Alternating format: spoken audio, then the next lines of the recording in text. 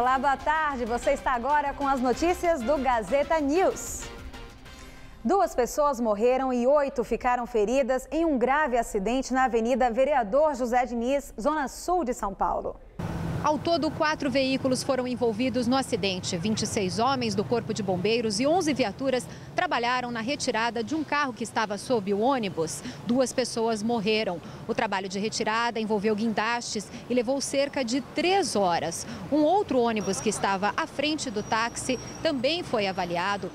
O motorista do segundo ônibus, nas primeiras informações prestadas para a polícia, informou que ele estaria trafegando na faixa exclusiva de ônibus a cerca de 50 por hora, quando um táxi, um Corolla, teria invadido a faixa e ele não teve tempo de frear. Os carros serão levados agora para a perícia para que se faça uma análise das causas do acidente e possíveis falhas mecânicas.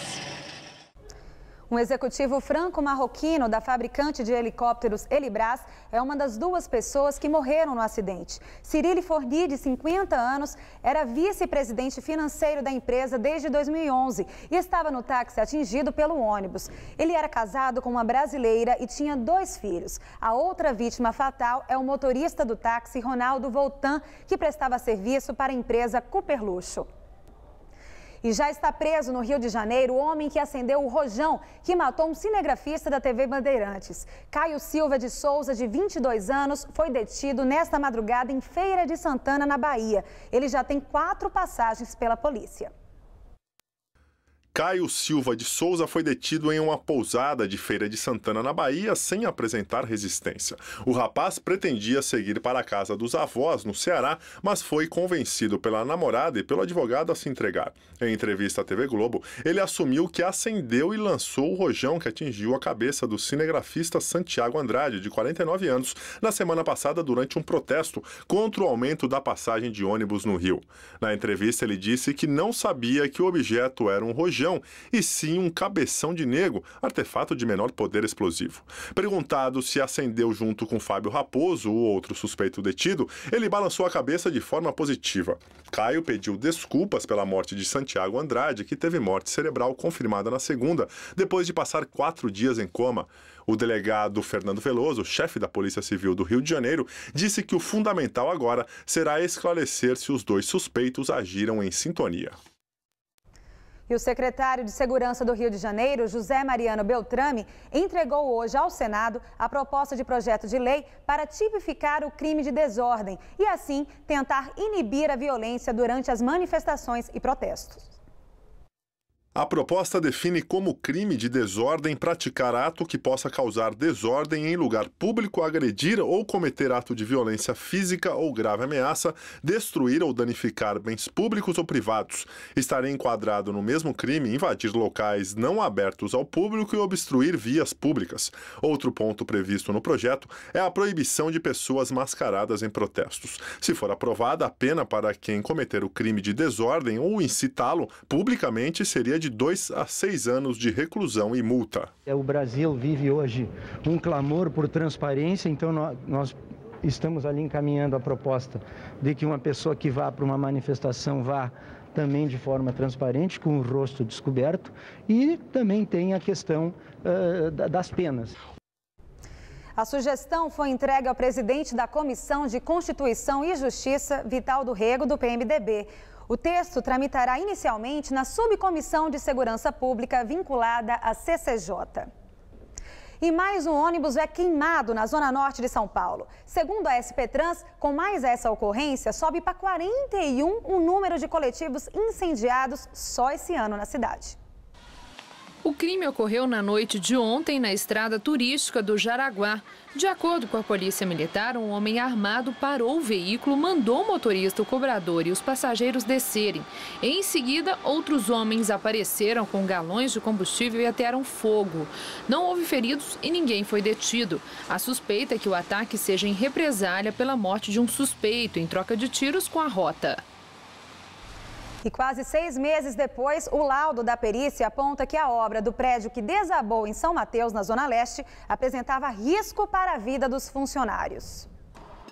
Segundo o laudo do Instituto de Criminalística, a estrutura de concreto era insuficiente para suportar o peso do prédio que abrigaria uma loja da rede Torra Torra.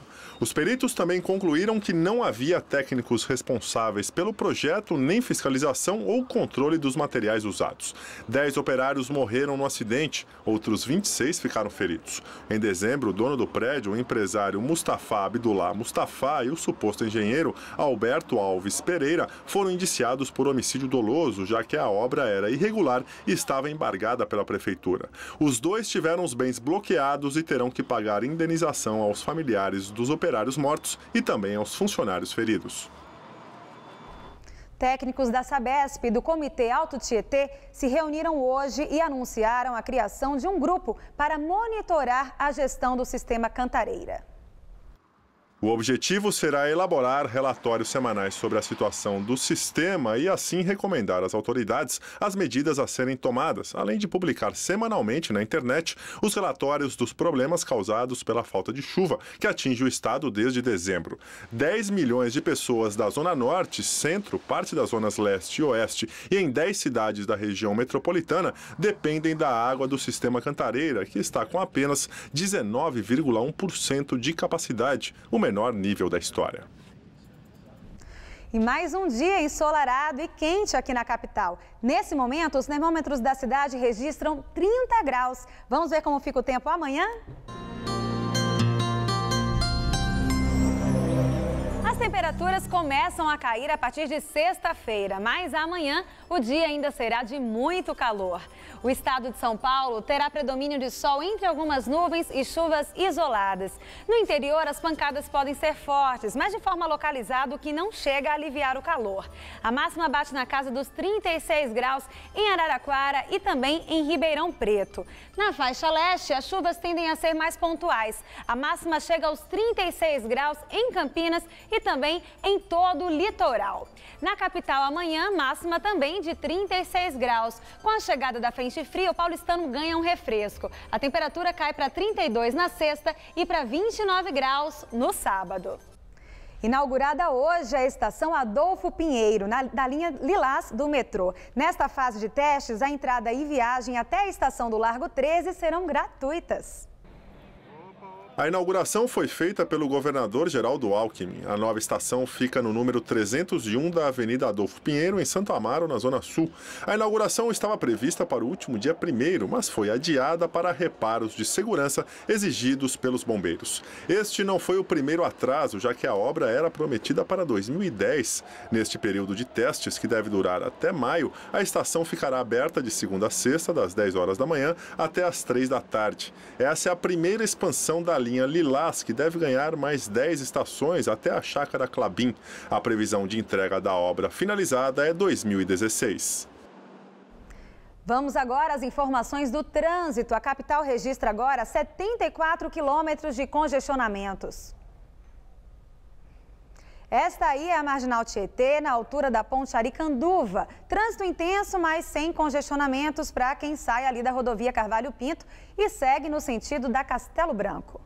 Na Avenida Paulista, trânsito carregado nos dois sentidos, tanto para quem vai no sentido do Paraíso, à direita do vídeo, e no sentido Consolação, do lado oposto. Essa câmera fica quase na esquina com a Casa Branca, pertinho do MASP. Agora a Avenida Radial Leste. À direita, trânsito carregado, mas sem problemas no sentido bairro. E à esquerda, no sentido centro, o tráfego está um pouco melhor neste momento. Agora a Avenida Pedro Álvares Cabral, bem na frente do Parque Ibirapuera. Trânsito fluindo sem problemas, tanto para quem acessa a Avenida Brasil e República do Líbano, quanto para quem vai no sentido da 23 de maio. Essa aí agora é a Roque Petroni Júnior, quase no cruzamento com a Santo Amaro. Trânsito intenso para o motorista à esquerda, para quem segue no sentido da Avenida CUPC. À direita do vídeo também não há congestionamentos. Quem vai em direção ao Shopping Morumbi e Marginal Pinheiros. A Praça Roosevelt, no centro da capital, passou por uma reforma que levou 4 anos para ser terminada. 1 ano e meio depois da reinauguração, a área sofre com depredações, pichações e falta de manutenção. Mesmo sem chuva, o mato cresceu. Está bem alto nos canteiros. No parquinho infantil, brinquedos quebrados. Os quiosques onde, de acordo com o projeto, deveriam funcionar floriculturas, permanecem ociosos. E sem ninguém para dar uso ao lugar, fica fácil destruir. Eu sempre tem aquelas pessoas que querem, ao invés de aproveitar o espaço para usar, eles resolvem querer destruir por bagunça. Eu acho que meio que essas puxações que tem aí são meio por causa das manifestações que vem acontecendo também. Não é só o povo da praça, algumas pessoas. Aqui na parte de baixo da praça, ao lado da Inspetoria da Guarda Civil Metropolitana, ficam os banheiros, só que ninguém pode usar. Eles estão interditados. Dentro dos boxes, os vasos sanitários foram quebrados por vândalos e as paredes estão pichadas. Só que isso aconteceu há vários meses e nada ainda foi consertado. Aqui fora, a torneira ainda tem água, mas a pia, olha só, está sustentada por um cone, pode cair a qualquer momento. A gente vem andar de skate aqui, o banheiro não está interditado, não tem água. Há quanto tempo? Mais de 7 ou 8 meses que eu venho aqui e eu nunca usei o banheiro.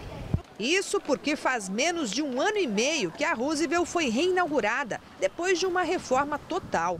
Bancos, muretas também estão danificados. Tem servido de obstáculos para treinar manobras no skate. A prefeitura chegou a delimitar uma área para a prática do esporte. Mas os skatistas não respeitam e acabam usando a praça inteira. Você olha lá para o espaço é um quadrado muito pequeno para tanta gente. Aí se for ficar um monte de gente lá, não vai ter espaço. Não vai ter espaço nem para você poder pisar no chão. Então a gente prefere mesclar. Um pouco fica lá, um pouco fica aqui. Eu já ouvi até reclamação, inclusive, de senhoras assim, né, do skate bater na perna e se machucar, entendeu? É bem complicado, né? Pelo menos um acordo garante que o pessoal do skate deixe a praça livre mais cedo, às 10 da noite e não mais às 11. A preocupação maior dos moradores reunidos numa associação é com a falta de manutenção e com a base que seria ocupada pela PM e que não foi nem concluída. Recorremos com 1.400 assinaturas ao Ministério Público, encaminhamos também ao governo estadual, à prefeitura e estamos aguardando respostas para que estas atitudes sejam retomadas. E o Gazeta News de hoje termina aqui. Novas notícias logo mais às 7 da noite no Jornal da Gazeta e no Jornal da Gazeta, edição das 10. Fique agora com o Gazeta Esportiva.